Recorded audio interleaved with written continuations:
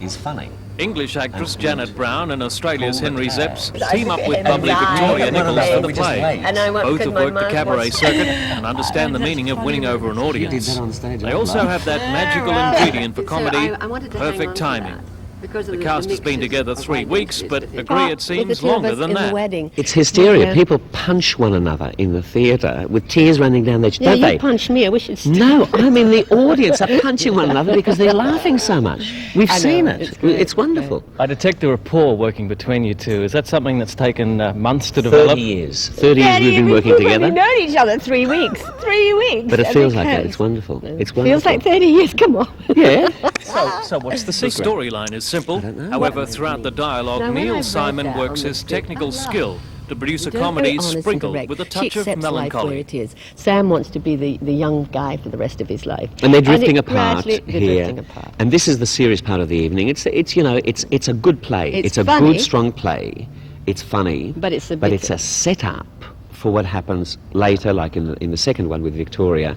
I play a guy from New York who went to Los Angeles and became a big, famous film producer. And he obviously never got it together with his high school girlfriend. And he has come back to finish the job.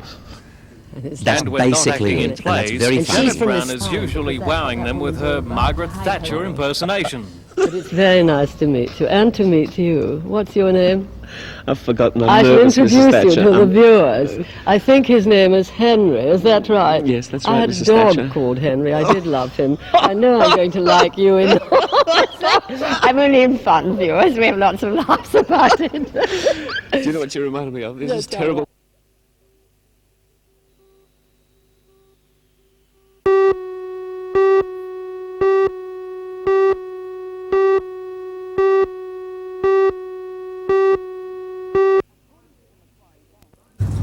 According to the Macquarie Bank, Newcastle is one of the fastest growing financial service markets in Australia. The growth comes mainly from small and medium-sized investors who are keen to know where to put their hard-earned cash. According to Macquarie Bank spokesman Peter Root, many investors, however, are now reassessing their concept of risk. They're seeking advice on where best to place their money, particularly in the present environment where there is so much uncertainty. And following what happened to the stock market in October of 1987, I think they're really looking to review their attitude to risk and return, and maybe to emphasise the security that they're looking for in their investments much more than they did, say, 12 months ago. Do you think a lot of Mr. Root says the outlook for the economy generally, however, is for slow growth in 1988. Well, we've had a very major stock market correction in October. History suggests that the economy can't get through a major correction like that without a lot of damage being done to business confidence and to consumer confidence. Logically, that must seriously undermine the potential rate of growth of the economy. We're looking for slower growth in the economy, slower growth of employment. It's going to be a difficult year.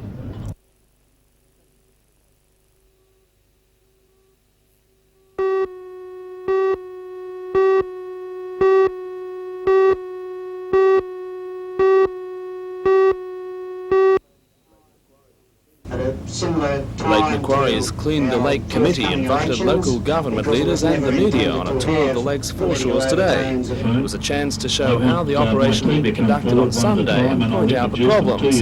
Nothing has been spared in motivating the residents. Guests on the trip were even treated to a jingle, firstly describing the lake that isn't improved. Your kids have chronic asthma, and the lake is full of sharks. The tourists come with their plastic bags and litter all our parks. Then how it could be with a little work. The golden lake is shining bright underneath the endless sky. Environment Officer Rod Kidd says the wade-in clean-up will be more than a gesture. The public can achieve a dramatic improvement if enough turn up. I think so, yes. Once people get down into the lake itself and realise what sorts of garbage is there and how much there is, and that they're responsible for putting it there, if that makes people think twice about responsible disposal of refuse in future, there'll be an ongoing benefit for the lake. Rubbish collection points have been arranged around the lake. The SES will have radio links coordinating the operation, and St John's Ambulance will be on standby just in case. The operation has the support of hundreds of clubs and businesses who've nominated sections of the shore as their responsibility.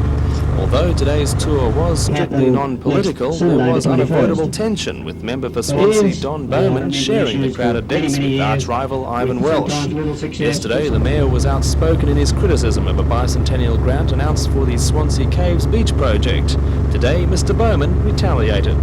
The project at Swansea and Caves Beach and the Marine Studies Centre will be a marvellous asset to the region, and I think we should rejoice in it.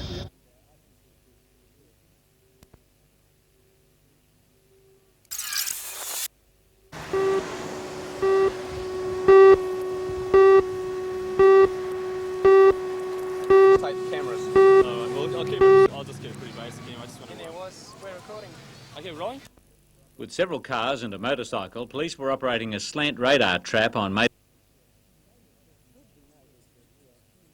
Should be noted that they will certainly have a share in the regional museum and in other facilities that have been provided. Certainly, I'd have liked to have seen umpteen $1 million given to the people of Lake Macquarie, but I believe that I did all that I could in order to see that they got that money, and that, frankly, Mayor Welsh sat on his hands. At one stage, though, as you say, that we were talking about.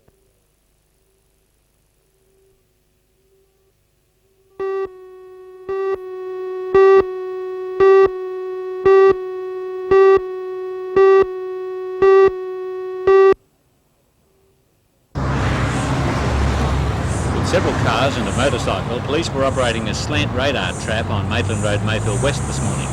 One of the officers, Senior Constable Regan, was standing at the driver's window of a car which had been stopped when a passing car grazed him, catching him on the hip with the rear vision mirror. Fortunately, he was Constable Regan was not seriously injured, although he was taken to the Mater Hospital for observation. The driver of the car which struck him was booked for negligent driving. Police operating radar at the same spot had yesterday commented on the number of near misses as they attempted to pull over cars. Today, the officer investigating the incident, Senior Sergeant Torres, said as a result of what happened, there would be discussions with the Highway Patrol Supervisor on the advisability of positioning radar at that location.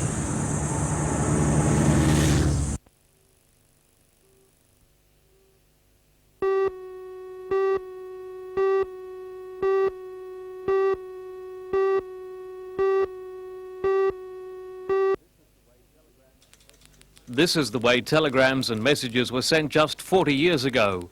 Morse code. Today, a computer-based message bureau is the hub of the telegram network. 6 terminals have been keeping Novocastrians in touch with each other and the rest of Australia since 1986. Now, in a move by Australia Post to rationalise its operations, all calls on the 015 line will go to Sydney. Today, a wake was held in the Newcastle Telegram office, attended by anyone who'd worked there in the past 40 years. It was a chance for old friends to get together and commiserate changes brought on by the new technology. Oh, it's extremely sad. It's been our life for since I started in 1950, and it's been my life for 38 years. And to see it finish like this, well, it's very, very sad. By July next year, electronic mail will be the way your messages are sent. The note will be faxed to the nearest post office and then either posted or sent by courier to the address. Do you think in the past telegraph offices used to help those sending telegrams with a few ideas? Well, they have been known to.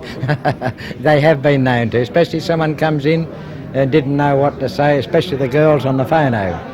What can I say for a wedding telegram? And our girls, of course, knowing them all, used to help them out.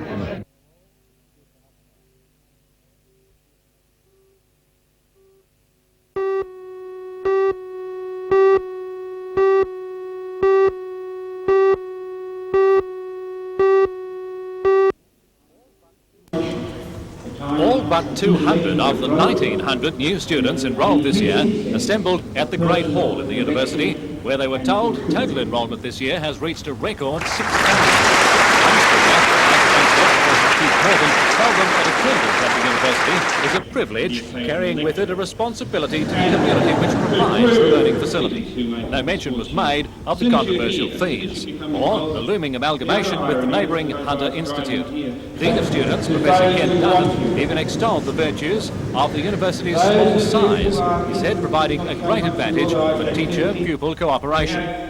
And the president of the Sports Union, Dr. Bernie Curran, sought to put the new chums at ease in this orientation week when they're expected to learn about the student clubs and societies within the campus. The most important lesson in life is, of course, to get on with other people. In a couple of years' time, when you've graduated, and you can say, I made the most of my time at the university. I saw all that it had to offer, and I leave not only with a degree, but also with an attempt to achieve ideals of excellence and balance, and most of all, I would hope you would achieve what we all want out of this place, friendship.